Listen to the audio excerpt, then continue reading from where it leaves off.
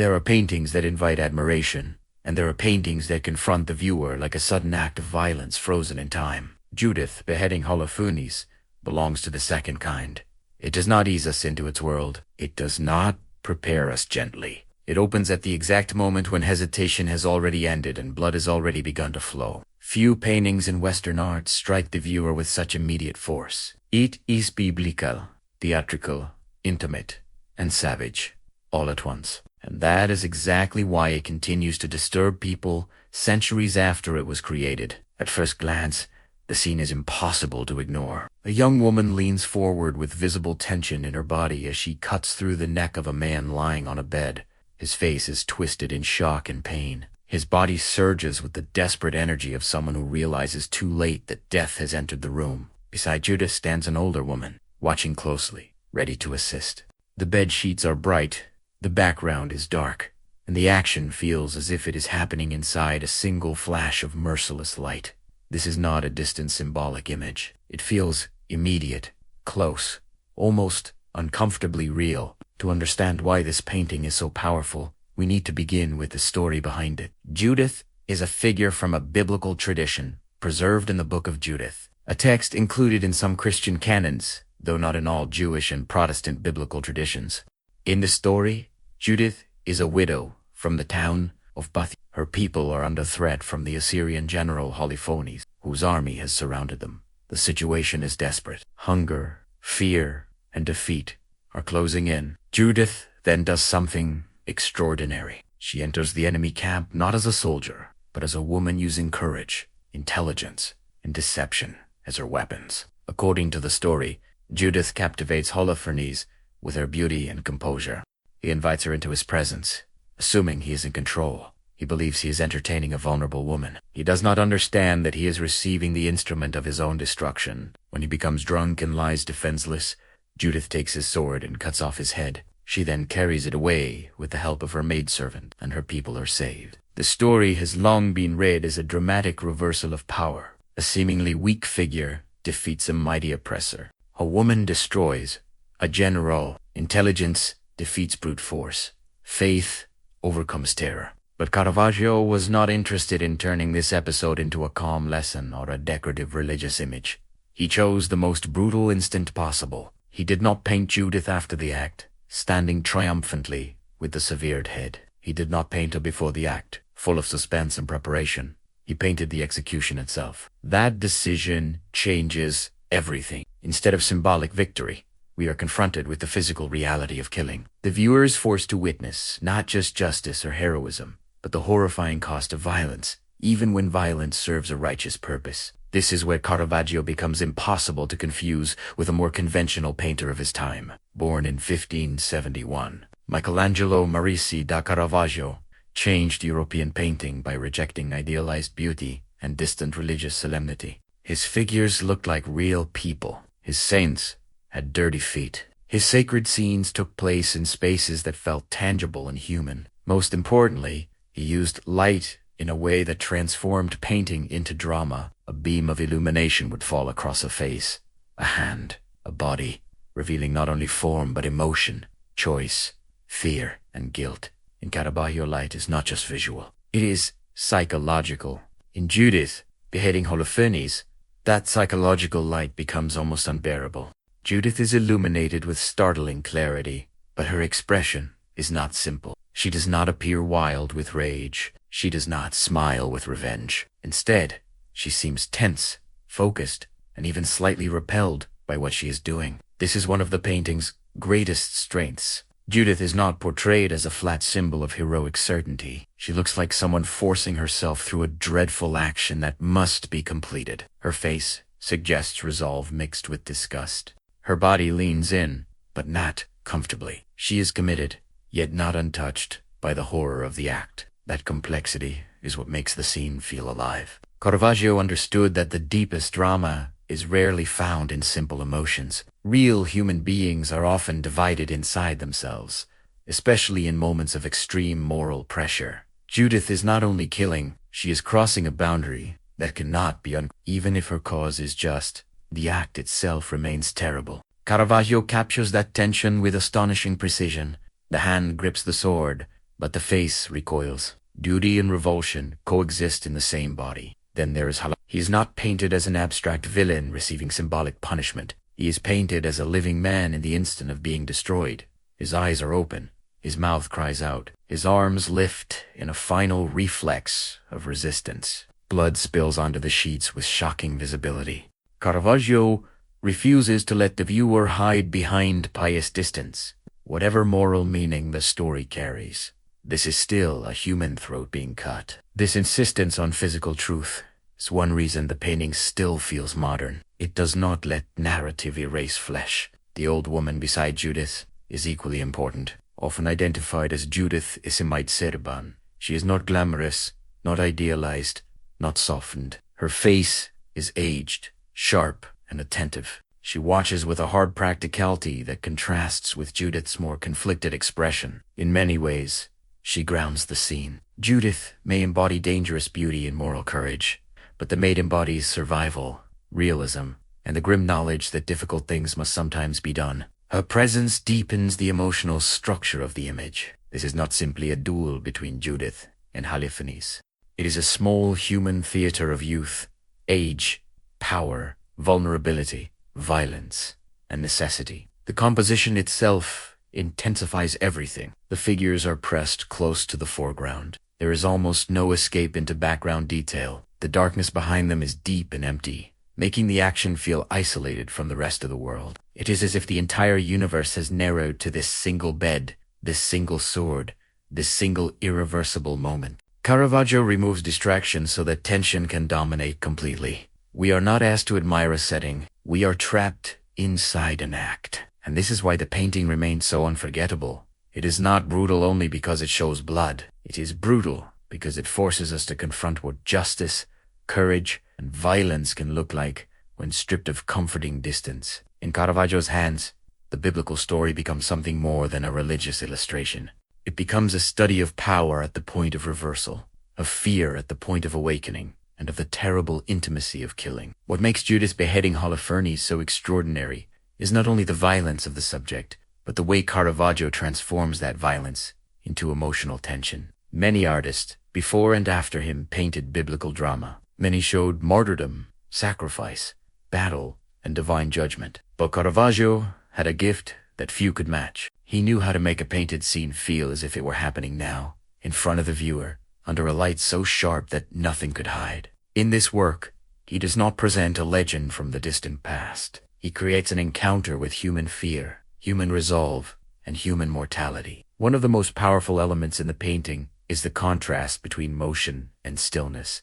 Holofernes is all sudden movement. His body reacts with the panic of a man ripped out of sleep and thrown into death. His arms rise, his face opens in terror, his muscles strain against the impossible. Judith, by contrast, appears controlled. She is not frenzied, she is precise. Yet that control does not make her calm. It makes her tension sharper. She seems to be holding herself together through sheer force of will. The old servant is even more still, watching with cold concentration. These different energies create the sense that three emotional worlds are colliding in the same instant. Caravaggio understood that violence is most disturbing when it is not generalized. That is why every face in the painting matters. Judith's expression is particularly fascinating because it resists simplification. Some viewers see reluctance in her face, others see determination, others see a mix of disgust and necessity. That ambiguity is not a weakness. It is one of the painting's greatest strengths. A lesser artist might have made Judith purely heroic or purely merciless.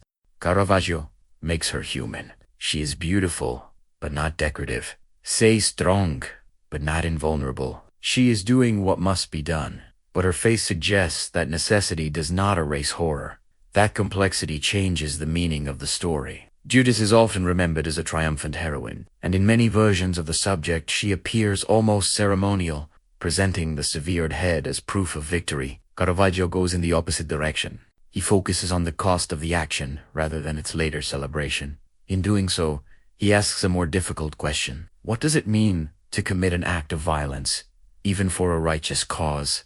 The painting does not deny Judith's courage. It deepens it by showing that true courage may involve acting without emotional ease, without clean satisfaction, without the comfort of feeling pure. The blood itself plays a major role in this effect. It is not hidden. It is not stylized into something symbolic and distant. It spills with a directness that shocks the eye. Yet even this is handled with control. Caravaggio does not drown the canvas in gore. He uses just enough to insist on the physical truth of the act. The result is more disturbing than excess would have been. The viewer understands that this is not theater in the superficial sense. This is flesh, force, and consequence. The sword is not an idea. It is a tool of death. Then there is the question of light, one of the central keys to Caravaggio's entire artistic language. In this painting, light cuts through darkness with almost supernatural intensity. The black background removes all distraction and isolates the figures in a kind of moral spotlight. Judith's pale face, the white sheets, the tension in Holofernes' body, and the old woman's features are all revealed with brutal clarity. This is not soft religious light suggesting peace or transcendence. It is revealing light, exposing light, judgment without words.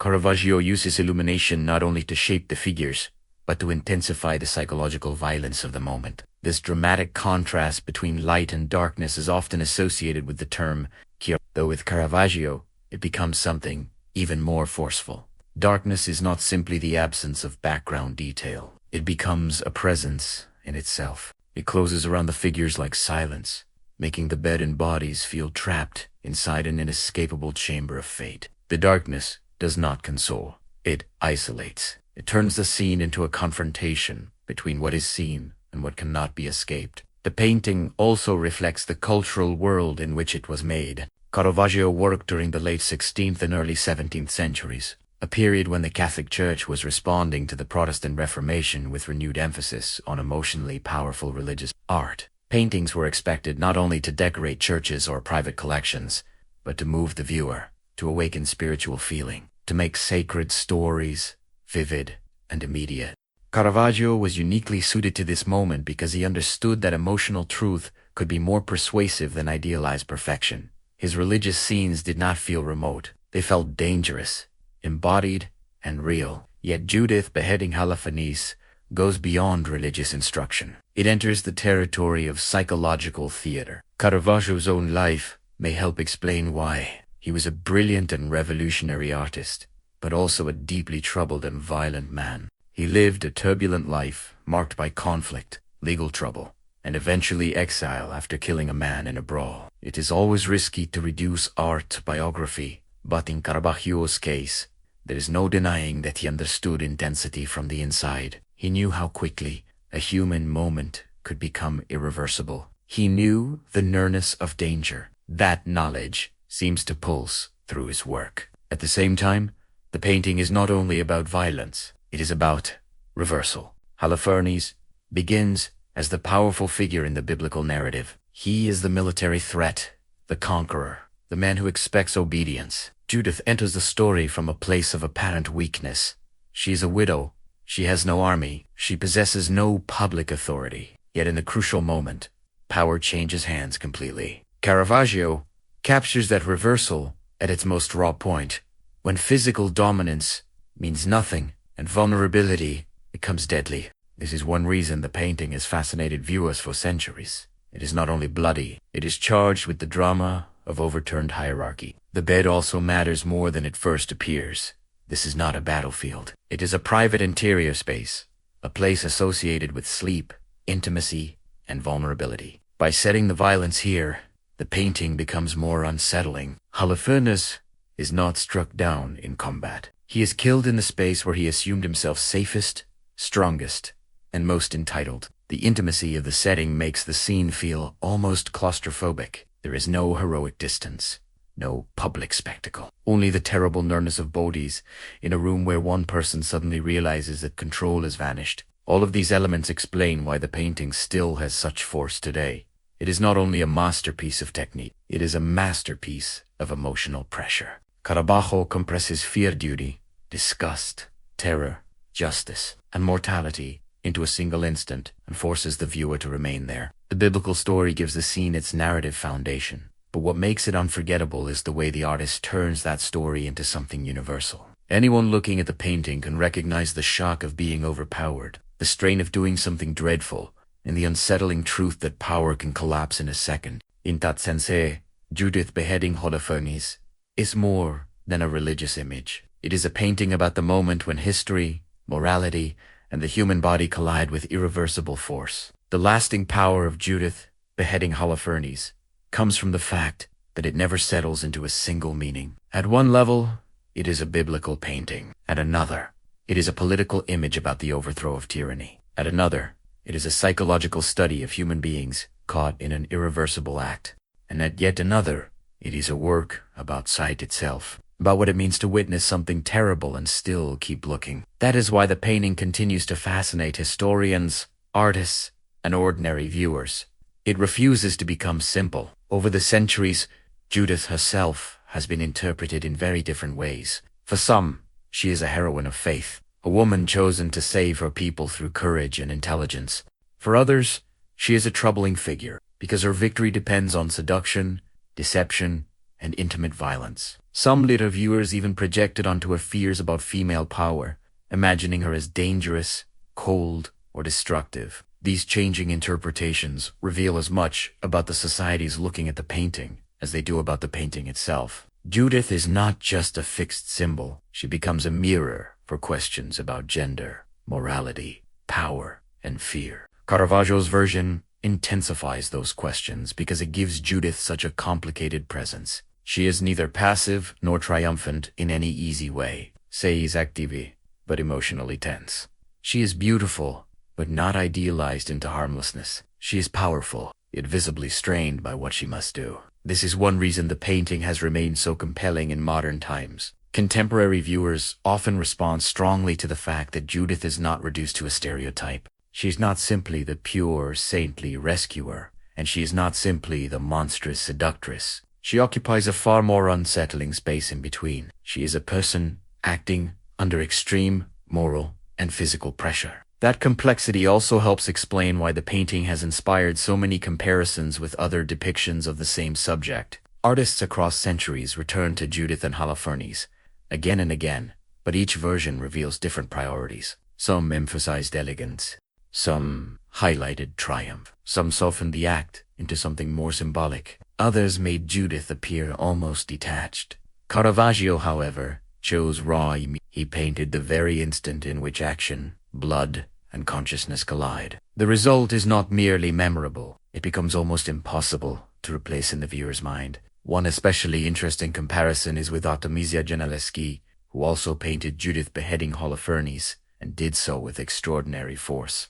Her version is often seen as even more physically intense, with Judith and her servant working together with muscular determination. In Artemisia, the violence can feel more resolved, more fully committed. In Caravaggio, by contrast, the emotional tension is sharper, more divided, more psychologically suspended. This does not make one version greater than the other. It shows how the same biblical subject can become radically different depending on the artist's vision.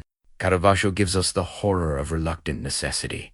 Artemisia often gives us the power of relentless execution. Another reason Judith Beheading Holofernes remains so important is that it belongs to the larger revolution Caravaggio brought to painting. Before him, many artists still worked within traditions that valued ideal proportion, polished form, and dignified distance. Caravaggio broke that distance apart. He brought sacred narratives down into the world of real skin, real fabric, real fear, and real light. He painted saints and sinners with the same unflinching eye. He trusted that truth, even when disturbing, could be more powerful than elegant. Judith Beheading Holofernes is one of the clearest demonstrations of that revolution. It shows what happens when a biblical story is treated not as ornament, but as living human drama. The influence of that approach was enormous.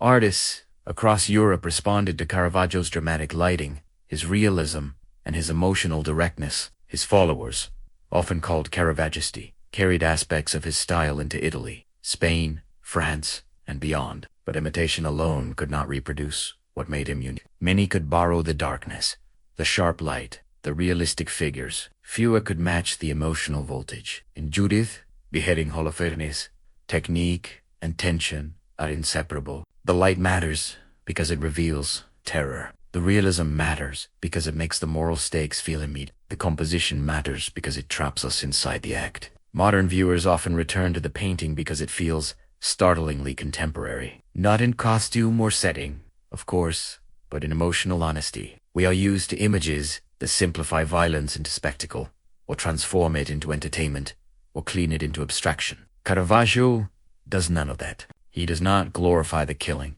but he does not look away either. He keeps the viewer fixed inside the discomfort. That refusal feels modern because it respects the seriousness of what it shows. The painting understands that violence changes everyone inside the room, including the one who commits it. This is also why the painting lingers in memory long after one stops looking at it. The image is not brutal only because of the sword or the blood.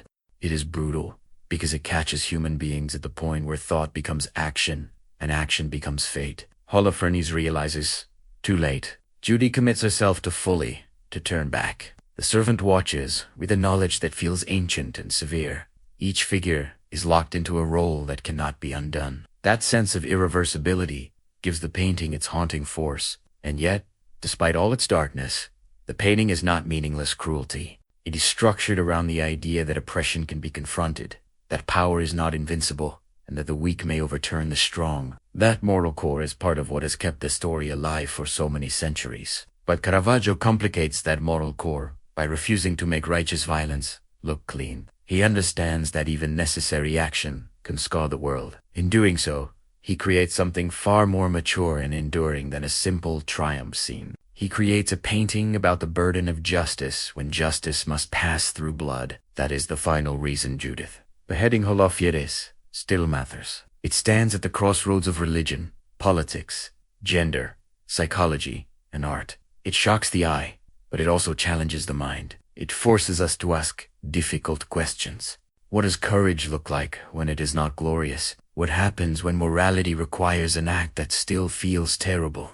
How does power collapse? And what does a face reveal in the instant of irreversible choice? Caravaggio does not answer these questions in words. He answers them with light, flesh, and tension. Judith Beheading Holofernes endures because it is more than a scene of biblical execution. It is a painting about fear, control, necessity, and the terrifying closeness of death. It shows the moment when power changes hands, but it also shows that such moments are never clean. They are human, violent, and unforgettable. That is why the painting still grips the world. It does not simply tell a story from scripture. It turns that story into an experience of witness. And once you have seen it, the image does not leave quietly.